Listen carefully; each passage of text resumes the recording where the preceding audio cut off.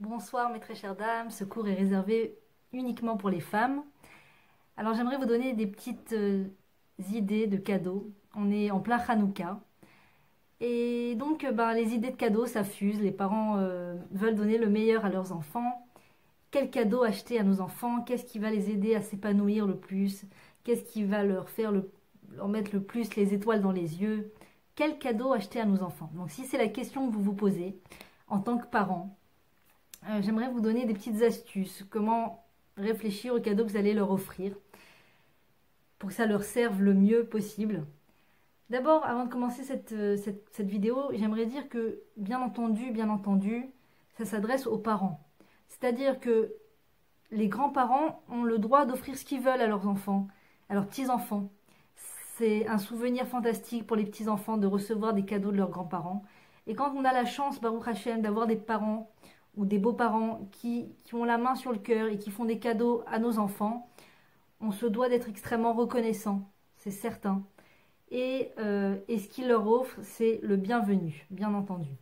Sauf cas problématiques comme des iPhones ou des smartphones qui sont mauvais pour les enfants de manière générale, ou des cadeaux qui vont contre la Torah. Chacun avec son questionnement intérieur.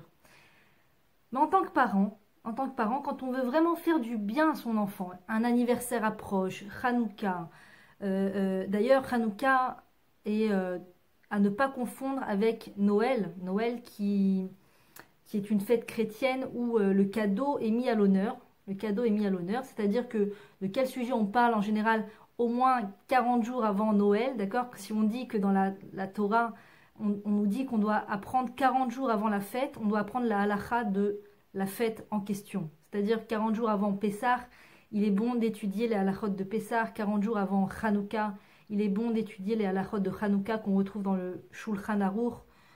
Et en l'occurrence, 40 jours avant Noël, les gens ne parlent que d'achat, de consommation, de dernier cri, les vêtements dernier cri, la technologie dernier cri qu'on peut acheter, s'offrir à soi pour s'offrir à soi un cadeau, ou acheter à ses enfants ou acheter à ses proches des cadeaux, consommation, solde. Où est la spiritualité dans l'histoire? On se le demande. Il ne faut pas oublier que Hanouka est avant tout une fête extrêmement spirituelle avec comment dirais-je, une profondeur sans commune mesure. La fête de Hanouka vient nous éclairer énormément sur plein de choses et de doutes qu'on peut avoir dans l'année. La fête de Hanouka a comment on dit, l'explication de Hanouka est extrêmement intéressante et spirituelle et profonde. Hanouka ne s'arrête pas à imiter les goyim, c'est-à-dire acheter des cadeaux et s'offrir des cadeaux. Je ne parle pas bien sûr des grands-parents qui veulent faire des cadeaux aux enfants et ils sont le bienvenu, et tout cadeau de la part des grands-parents font énormément de bien aux enfants parce que les enfants ressentent de l'amour, ressentent qu'on les aime et c'est bien. Mais les parents ne sont pas forcés d'offrir des cadeaux pour justement faire ressentir leur amour. Je vais vous expliquer cela si possible, si Dieu me donne l'aide requise. Hanouka n'est pas une fête où justement on va imiter les habitudes des goyim, qui est de compenser un manque intérieur avec des choses extrêmement matérielles. On compense son manque antérieur avec de la lumière spirituelle. Encore un cours de Torah, encore une explication sur la fête, encore une halakha, une loi qu'on va apprendre sur la fête et qu'on va pouvoir mettre en œuvre. C'est comme ça qu'on se remplit, c'est comme ça qu'un juif se remplit. Si un non-juif ne connaît pas le secret de la Torah pour se remplir, malheureusement, il est forcé de se remplir très souvent de façon matérielle. Ou alors d'une spiritualité qui n'est pas la bonne. Une spiritualité qui est sur une base d'idolâtrie, comme la chrétienté, comme le christianisme, ça n'est pas moins que de l'idolâtrie aux yeux de la Torah et aux yeux d'Hachem. Donc, et plein d'autres religions et spiritualités qui sont idolâtres, où le non-juif va se remplir, s'il n'est pas conscient de la lumière de la Torah, il va se remplir d'une spiritualité qui est loin derrière la spiritualité que nous offre la Torah, ou alors ils vont se remplir de matérialisme à outrance. Matériel. Et malheureusement, le matériel ne rend pas la personne fondamentalement heureuse. Le matériel ne va pas changer ou métamorphoser la vie de la personne. Et pire encore, la matérialité dans l'excédence va attirer la personne vers le bas, malheureusement, va être un poids pour la personne, sans que la personne ne s'en rende compte sur le moment. En général, la personne est dans l'ébullition, l'effervescence du cadeau qu'elle est en train d'ouvrir, de l'achat qu'elle est en train d'acheter, du caddie qu'elle est en train de remplir, de la bonne affaire qu'elle est en train de faire. Elle est heureuse de rentrer chez elle pleine de sacs, d'accord? Mais on se rendra compte très rapidement qu'après quelques temps, cette chose qui nous a tellement rempli lorsqu'on l'a achetée ou qu'on l'a reçue, ne nous remplit pas autant quelques jours après. Et quelques mois après, n'en parlons plus, on a déjà oublié la chose. Le matériel ne nous remplit pas à long terme et ne nous remplit pas pour de vrai. Il nous donne l'illusion qu'il nous remplit. Alors des fois dans la vie, il y a des moments où on a besoin de cette illusion, on a besoin de ce baume au cœur quelque part pour se donner un petit peu de, je sais pas moi, se donner un peu de force, s'offrir un vêtement, s'offrir un cadeau, se faire plaisir, mais toujours dans l'idée que ce n'est pas ça qui va remplir ma vie essentiellement. Ce n'est pas ça le centre de ma vie. Le centre de ma vie en tant que juif, il vaut mieux pour moi, pour mon réel bien-être intérieur, pour ma réelle joie intérieure, que ce soit une joie solide, une joie véritable, une joie qui perdure dans le temps, il vaut mieux que ce remplissage intérieur soit et sa source dans la Torah. Un cours de Torah, un livre de Torah, un livre spirituel. Dans les librairies, il y a de plus en plus de livres fantastiques. Dernièrement, j'ai eu l'occasion de commencer à lire un livre qui s'appelle « Où est le cadeau ?» Où est le cadeau?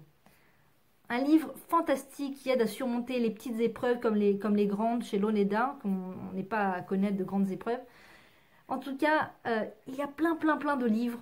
Le Jardin de la foi, énormément de livres qui renforcent au niveau spirituel. Et pas forcément des livres qui sont durs à lire, ou pas forcément des livres qui sont ennuyants, comme on peut en avoir l'impression, bien qu'un livre de Torah n'est jamais ennuyant. Au final, quand on s'accroche, eh bien, on arrive à découvrir ce qui s'appelle la Metikut à Torah, la douceur de la Torah. Et on dit que celui qui arrive à découvrir la douceur de la Torah lorsqu'il étudie la Torah, eh bien, il ne peut plus se défaire de l'étude de la Torah, il ne peut plus se détacher de l'étude de la Torah. Et quand un élément extérieur va le sortir de son étude, c'est pour la personne une réelle souffrance, parce qu'elle a découvert ce qui s'appelle la Metikut à Torah, comme le décrit le Rav Ron Shaya. Donc le juif est fait pour ça. Le juif est fait de sorte que ce qui va le remplir pour de vrai, c'est uniquement le spirituel et la Torah. Encore une fois, on est des êtres humains, on a un corps, on a des volontés extérieures, matérielles. Alors de temps en temps, on n'est pas tous le Rav Steinman, Zecher Tzadik Livracha, on n'est pas tous des grands tzadikim qui peuvent se suffire de très peu, bien que je pense quand même que ça doit être un idéal, hein, un idéal. Mais bien sûr, d'Irana'a, on nous dit, nos maîtres nous enseignent qu'une maison agréable permet à l'esprit de l'être humain de s'épanouir, de s'étendre. Donc c'est important que la maison soit agréable, c'est important que la personne soit vêtue avec une apparence qui n'agresse pas autrui de par son laisser-aller. C'est certain, il faut bien sûr travailler sur tous ces détails, mais l'idéal d'un juif doit être de se remplir, en tout cas essentiellement, de spiritualité. C'est-à-dire que le juif peut se sentir, peut être content de lui, se contenter du fait qu'il a réussi à trouver son plaisir dans le spirituel. Encore une fois, bien sûr, on a tous besoin d'un peu de matériel à côté, on a tous besoin de se faire un cadeau à Rosh Chodesh, on a tous besoin de se renouveler dans un vêtement, surtout les femmes, d'avoir un bijou nouveau pour les fêtes. C'est très important, très important. Pour les femmes qui aiment la belle vaisselle, alors d'avoir une belle vaisselle au moins. Mais ne pas rentrer dans une course frénétique après les achats et la consommation, ne pas en faire le centre de sa vie, ne pas penser que nos enfants ne pourront pas grandir et pousser comme ils doivent, parce que c'est le thème du cours, ne pourront pas grandir comme il le faut, si ils ne sont pas couverts de cadeaux et couverts de choses et d'objets et de matérialité. Non, au contraire, ça peut les handicaper. Ça peut les handicaper quand c'est dans une mauvaise mesure, quand c'est pour compenser le fait qu'une femme, par exemple, une mère va excessivement travailler à l'extérieur, excessivement être à l'extérieur, va pas se sentir, va pas être très souvent avec ses enfants, alors ça va éveiller chez elle comment dirais-je, une culpabilité intérieure. Et il se peut que si la maman ne fait pas un travail sur elle de comprendre d'où lui vient cette culpabilité, alors elle va compenser avec des cadeaux et des achats à outrance pour son enfant. Et malheureusement, ça ne rend pas service à l'enfant. Alors, déjà le fait que la maman se trouve à l'extérieur trop souvent, ça ne rend pas service à l'enfant. Si en plus la maman compense avec un excès de matérialité, ça ne rend doublement pas service à l'enfant. Oui, c'est vrai que c'est un peu nouveau à entendre et on a toujours lié cadeau avec épanouissement de l'enfant. Mais il faut comprendre que pas toujours ce qu'on nous a fait croire est forcément la réalité suprême et absolue. Si les magasins et toutes les usines Afrique, hein, comme on les appelle, oui, ils aiment faire de l'argent, c'est un peu le but de leur vie, nous ont laissé croire que on ne pourra avoir des enfants épanouis uniquement que si on leur achète le dernier jouet et au moins une dizaine de jouets à Hanouka pour faire comme les goyim, au moins acheter un vélo, au moins acheter ça. Attends, c'est normal, il a l'âge de lui acheter son vélo, et si je lui achète pas son vélo, et si je lui achète pas ses 10 poupées, et si je lui achète pas sa machin et son truc, il va être frustré. Alors, sachez que ça n'est pas un bon... comment on dit, c'est pas une bonne façon de penser. C'est pas une bonne conclusion. Ça n'est pas un bon développement de la pensée. La réalité est que moins je vais offrir à mon enfant, plus mon enfant va accorder de la valeur aux choses. Bien sûr, c'est important de lui offrir un cadeau à son anniversaire, mais sachez qu'un enfant, à la base, si on ne l'a pas trop abîmé, un enfant se suffit de peu. C'est ça la qualité fantastique de l'enfant, c'est qu'il en est encore à se suffire de peu. Contrairement à beaucoup d'adultes qui ont malheureusement été exposés à une abondance trop importante de consommation et qui aujourd'hui ont besoin d'énormément pour se sentir, le temps d'un instant, se sentir plein intérieurement. Ont besoin d'énormément. Et donc, ils font une sorte de miroitage sur leur enfant. Ils ont l'impression que leur enfant est eux. Et donc, ils se disent, mon enfant a besoin d'énormément pour être satisfait. Et donc, très vite, ils vont habituer l'enfant à devoir recevoir énormément pour être satisfait. Parce que lorsque l'enfant reçoit énormément, une fois, puis encore une fois, puis encore une fois, puis encore une fois, de la part des parents, je ne parle pas de la part des grands-parents. Les grands-parents sont les bienvenus et tous leurs cadeaux sont des marques d'affection fantastiques et on doit les remercier pour cela. Et entre parenthèses, je remercie mes beaux-parents Blainara pour tous les fantastiques cadeaux et anniversaires qu'ils font pour nos enfants, qu'ils font pour nous et tout le bon cœur qu'il donne à nous offrir tant de choses. Tant de choses, sincèrement, ça vient du cœur. Vraiment, c'est pas du tout le sujet. Le sujet concerne les parents. Alors, les parents vont avoir une tendance à penser que s'ils n'offrent pas le fameux objet, les fameux 10 cadeaux, ils ne promettent pas comment on dit, le ciel et la terre à leurs enfants, eh bien les enfants risquent de rentrer dans une frustration. Et donc, ils font un miroitage sur leur enfant, ils se disent que si moi j'ai besoin d'énormément pour être plein et entier et me sentir intérieurement rempli, il en est de même avec mon enfant. Alors, un enfant en général n'est pas abîmé dès la première fois où on lui offre énormément, ni dès la 5e fois. Il faut pas mal d'années où on va donner énormément de cadeaux et de choses matérielles à l'enfant pour qu'il commence petit à petit à prendre goût à ce matériel et qu'il fasse fi malheureusement de cette qualité fantastique qu'il a à l'intérieur où à la base il se satisfait de peu. D'accord ? Il y a plein de parents qui témoignaient j'ai vu à l'instant, qui témoignaient du fait qu'ils ont offert une montagne de jouets à leurs enfants pour Hanouka et que l'enfant s'est concentré sur le papier cadeau ou s'est concentré sur le ruban. Une maman a dit j'ai offert une poupée à mon enfant extrêmement dernier cri qui coûte extrêmement cher et mon enfant au lieu de mettre sa poupée dans sa poussette a mis sa louche, une louche en plastique dans la poussette. Donc ça fait de la peine de dépenser tellement et de voir que l'enfant ne fait même pas cas de ce cadeau énorme, de ce cadeau très cher. Et je pense que cela vient nous enseigner, nous donner une leçon. Parce que c'est vrai que ça fait mal au cœur quand on travaille dur et qu'on gagne un salaire et qu'on utilise ce salaire pour notre enfant et que notre enfant ne prête pas réellement attention à ces choses qui nous ont coûté tellement cher. Mais ça reste une très bonne nouvelle. C'est frustrant sur le moment. Quand l'enfant ne fait pas fi du cadeau, c'est frustrant sur le moment. Tu te dis tant d'efforts pour rien.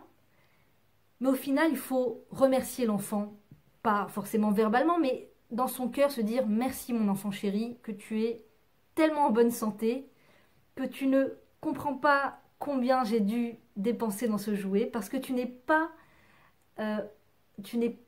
dans ces calculs-là financiers et tu n'es pas encore suffisamment exposé aux publicités pour être consommateur intrinsèquement comme une grande part de la population. Dieu merci, tu es encore en bonne santé, tu te suffis d'un papier cadeau, tu te suffis d'un ruban, tu te suffis d'une louche en plastique. Comme me disait ma belle-mère, à l'époque, il n'y avait pas de jouets pour enfants. Et avec quoi les enfants jouaient? Avec du papier journal.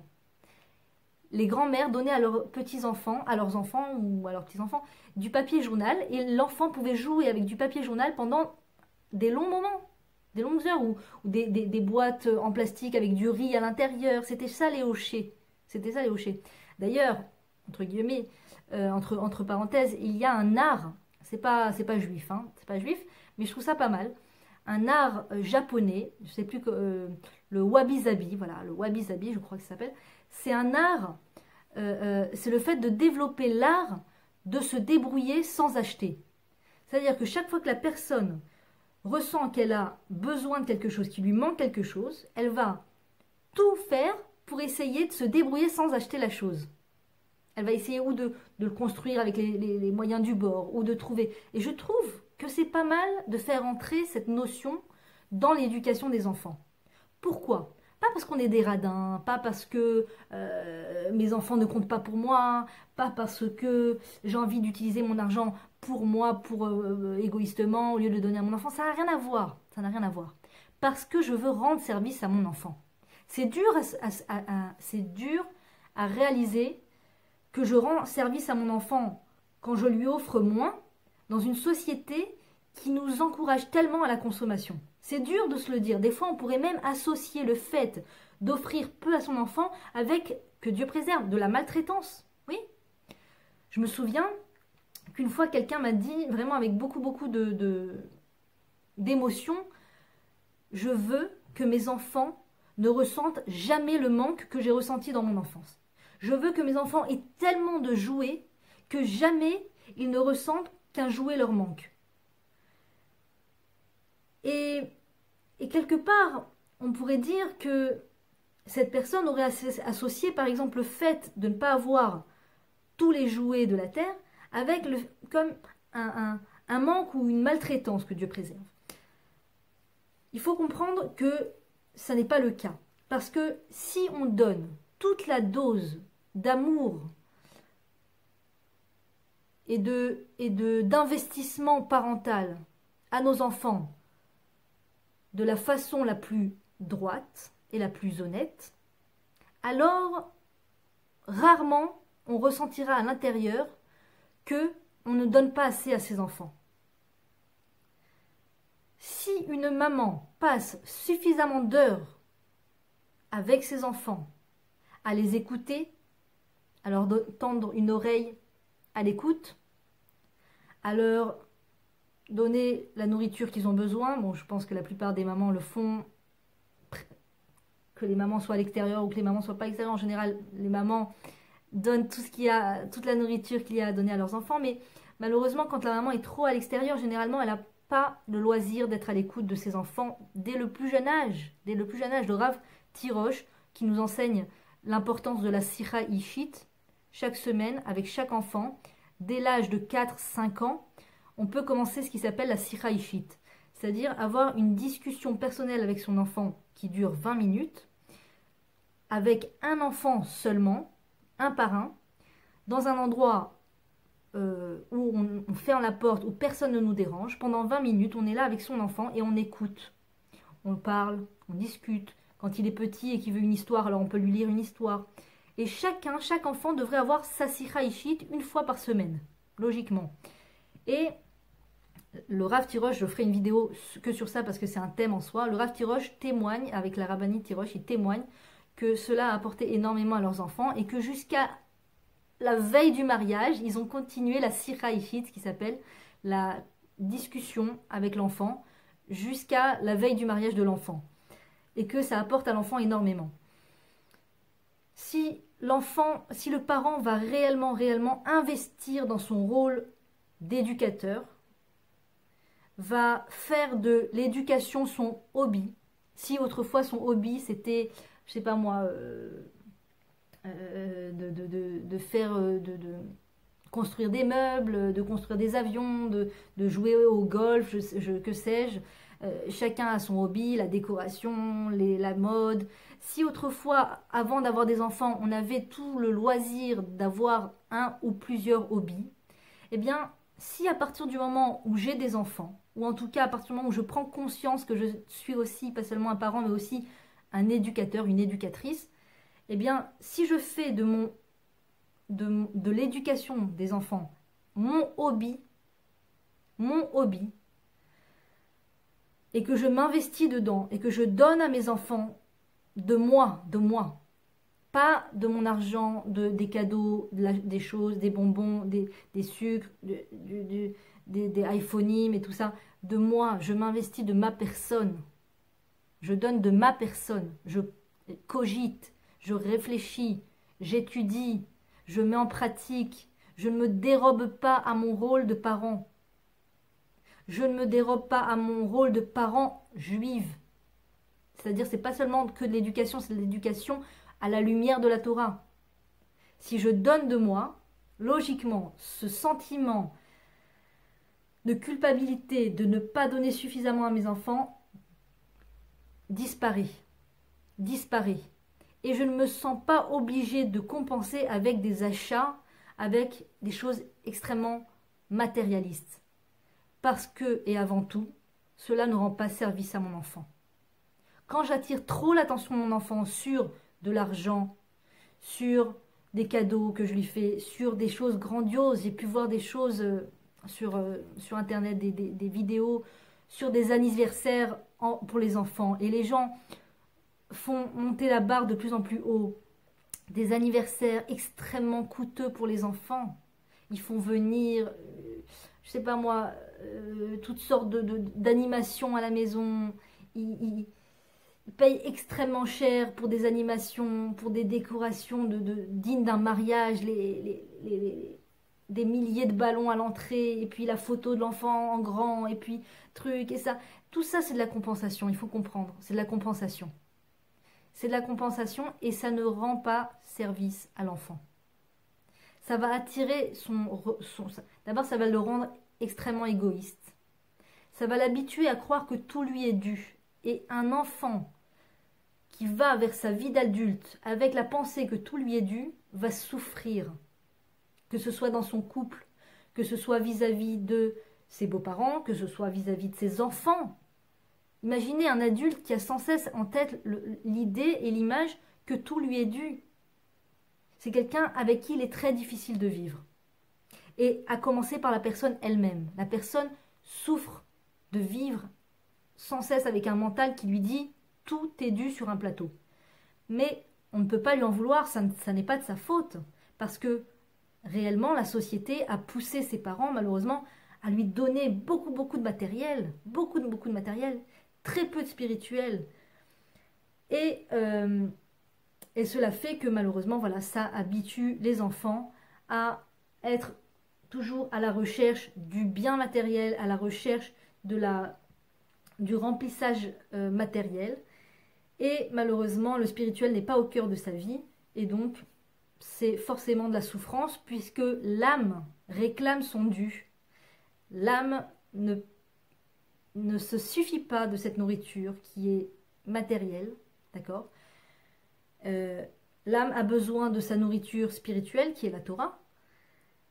Et bien sûr, qui sont les Avodat Hamidot. Pourquoi est-ce qu'on vient sur cette terre? Pourquoi est-ce qu'un homme vient sur terre? Adam, le mot Adam qui veut dire homme, personne. Adam vient du mot Adamé les Bor'i. Je ressemblerai à mon Dieu. On est venu sur cette terre pour ressembler à Dieu. Dieu est tout le temps dans le don. Tout le temps dans le don. Dieu s'inquiète de ses créatures. Dieu veut faire du bien aux autres. Il fait ce qui s'appelle du chesed, de la bonté. Un enfant qui a été pourri gâté, c'est l'expression, pourri gâté de bien.